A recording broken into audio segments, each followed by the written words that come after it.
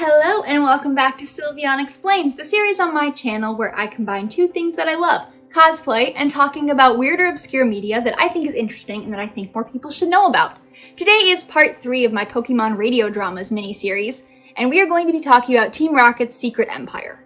This is less of a radio drama and more of an actual radio show. It was a 30-minute radio show that aired every Sunday at 7 p.m. from July 1st, 2012 to December 23rd, 2012. It was 26 episodes in total, and it was aired on channel 76.1 in Tokyo.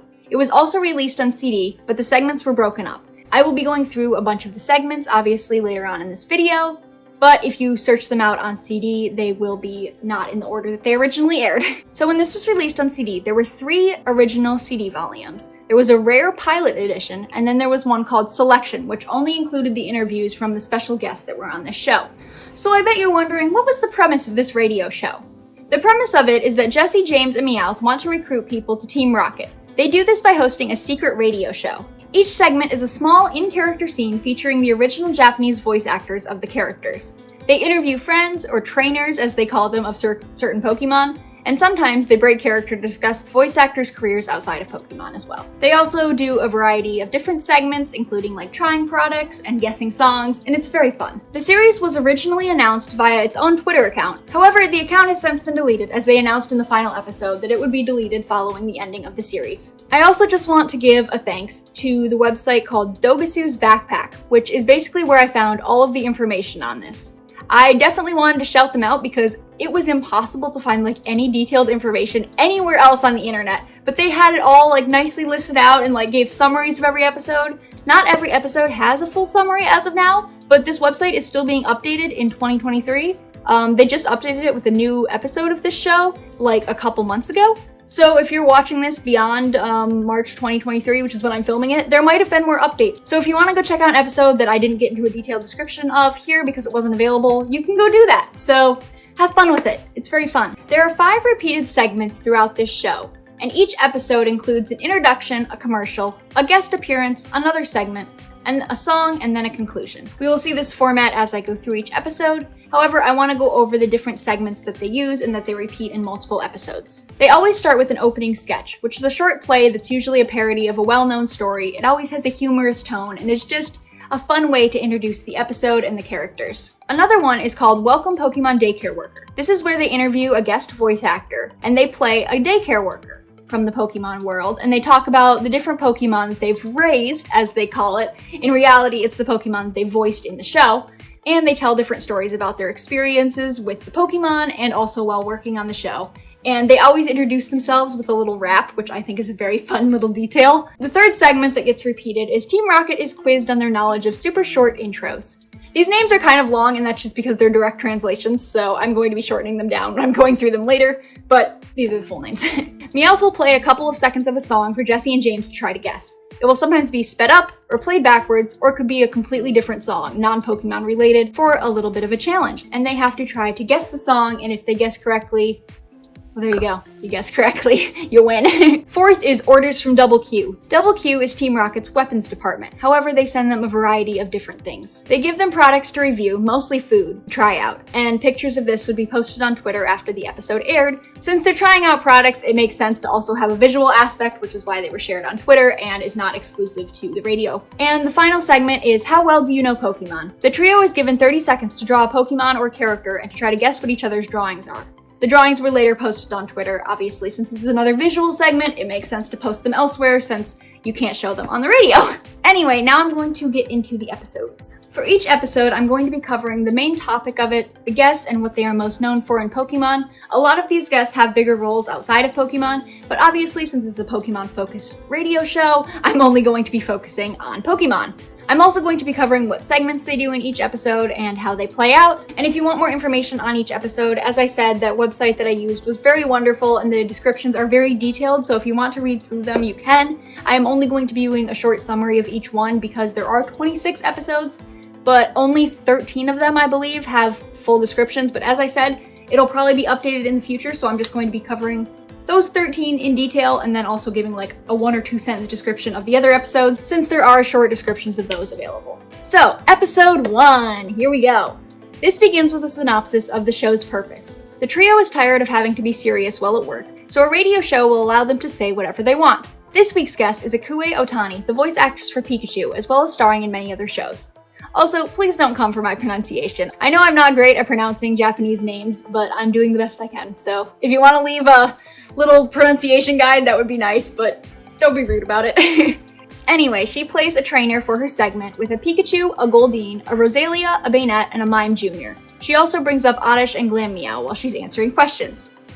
This week's segment is the super short intros segment, and they have 3 opening and closing themes that Jessie and James have to guess. Episode 2. The opening sketch is a parody of Little Red Riding Hood, with Jessie as Red Riding Hood and Meowth as the wolf. The guest is Uncho Ishizuka, the voice actor for Professor Oak and the narrator. His Pokemon are a Muck, a Weezing, a Spearow, and an Onix. He tells a funny real-life story of accidentally getting Mewtwo's name mixed up in front of a fan. In Japanese, there's a different pronunciation between Mewtwo, like 2 is the number, and Mewtwo as the English pronunciation. So there was a funny little miscommunication thing there, and he shares that story. This episode has a double Q segment featuring preserved food rations. Just add water, and everyone enjoys them, which I think is very cool. Episode 3. The opening sketch is Meowth trying to fall asleep by counting various items and being surprised by Meloetta. The guest is Megumi Nakajima, a J-pop star and voice actress of Meloetta. Her Pokemon is obviously a Meloetta, but a large portion of her interview is talking about things relating to singing and her other hobbies. Obviously, since she is a singer, it makes sense they don't only focus on Pokemon here. And this week's segment is another double Q segment for finger pianos, which I didn't even know was a thing that existed, but a finger piano exists, so if you want to check it out, there you go. Episode 4. The opening sketch is a detective drama parody. The guest is Yuji Ueda, the voice of Brock and Wobbuffet. His Pokemon are obviously Wobbuffet, a Trico, a Magmite, a Magikarp, a Cyndaquil, Mr. Mime, Gliscor, and Feebas. He has quite a few. The CD release has a longer interview than what was aired on the radio. I think that's an interesting little detail. This was noted on the website that this interview went on for quite a bit longer on the CD version, however it was cut down for the radio airing. Next, there's a segment where they go to a movie theater that is playing the new Keldeo movie and ask viewers what they thought of it. I like that this kind of breaks out of the traditional format and they go out and do something. Obviously, while this was airing, there was also other Pokemon stuff going on, so it's cool that they involve the movie and try to promote it through this radio show. This episode has another double Q segment for various cooling devices, such as a mattress pad, a headband, a fan, an ice cream maker, and more. There are quite a few products they review here, so I guess it makes sense that they cut down the interview so that they could fit in doing all of this other stuff in this episode. Episode 5. The opening sketch is a funny scene about redialing phones. Obviously, this is a little bit dated now. I don't think redialing is really much of a thing anymore, but you know, this is still a funny little scene. The guest is Koichi Yamadera, the voice actor for various characters from the Pokemon movies. At the time of this airing, he had been in all 15 Pokemon movies that had aired at this point. His Pokemon are Cobalion, Farfetch'd, Mew, and Lugia. He also performs various sound effects such as a phone vibrating and a dentist drill, plus others. I thought that was a funny little thing that they did. This episode has another double Q segment for Emergency Rations Magic Rice, which is another interesting food that they tried out. So for episode 6, the opening sketch is Pokemon Shiratori. So I'm not great at explaining this, I'll put a better description up on screen that kind of gives an example, but basically, someone says a word and the next word has to begin with the syllable of the last word. So like, if someone says like Mew, the next word would have to end with, or would have to start with a W, and so on. But obviously it works a little different because of the language barrier, so as I said, description on screen here. In the intro, they shout out some of their followers on Twitter, which I think is very cool, and refer to them as new Team Rocket members. The guest interview in this episode is conducted only by Jessie. The guest is Seichiko Kobayashi, who has done some of the songs for the movies. This interview is less in character as it goes behind the scenes for the music. Obviously, since we are on the music topic, this episode has a super short intro segment, but each one is distorted and they have to try to guess which one is the original song. Episode 7. The opening sketch is a dramatic space opera. The guest is Mamoru Miyano, the voice actor for Cylon in the anime. Am I pronouncing the name right? Is it Cylon? Cylon? I didn't watch the black and white anime, so I don't know. Much of his interview is behind the scenes stuff, but his Pokemon are Herdier, Darmanitan, Seismitoad, and Squirtle. This episode has another double Q segment for a remote and a receiver for finding items. They receive a call from Shoko Nakagawa, another Pokemon movie voice actress, not for a daycare worker interview, but simply as a fan, which I think is a very fun little segment that they added in. So at this point, I can't find full summaries for the rest of the episodes, except for 2 of them, which I will be going over, so a lot of these will just be very short little descriptions. I was able to find what the opening sketch was, and who the guest was for each episode, so I'll be reading those off for each one, except for the ones that have full descriptions. So episode 8, the opening sketch is about train conductors. The guest is Mika Kanai, the voice of Jigglypuff, and briefly as Bonnie when her actress wasn't available. Episode 9, Jessie and James announce that Team Rocket is disbanding in the intro. Obviously, this is false. This episode has 2 guests, Kiyotaka Furushima and Kensuke Sato, both who voice various Pokemon in the show. Episode 10, James tries to communicate with Pokemon using Meowth's speech patterns for the opening intro. The guest is Aoi Yuki, the voice actress for Iris. Episode 11, Jessie and James listen to Pokemon cries on an old toy in the opening segment. The guest is Rikako Aikawa, voicing various Pokemon. Episode 12 has another detective drama opening. The guest is Megumi Toyoguchi, the voice actress for Dawn. Episode 13 has a full description as it is kind of a special episode on the show. So we get the takeover of Butch and Cassidy from the anime. We all know them, we all love them. The opening sketch is another Little Red Riding Hood parody, this time with Cassidy as Little Red. The guests are Megumi Hayashibara and Shin Ichiro Miki, the voices of Butch and Cassidy, obviously. However, Jessie and James return mid-episode, and Meowth believes it all to be a dream. Since this is the 13th episode, it marks a clear division in most broadcasts, the halfway point. A lot of other radio shows will end after 13 episodes, so they went into this expecting this to be the final episode, but it was renewed for another 13 episodes. This one has a couple of segments, including a How Well Do You Know Pokemon segment, and a super short intro segment, using the distorted version again where they have to identify the original song. This time, if they guess correctly, they get to draw on a photo of the other's face, which is so funny, and these were also posted on Twitter later, and they're very silly.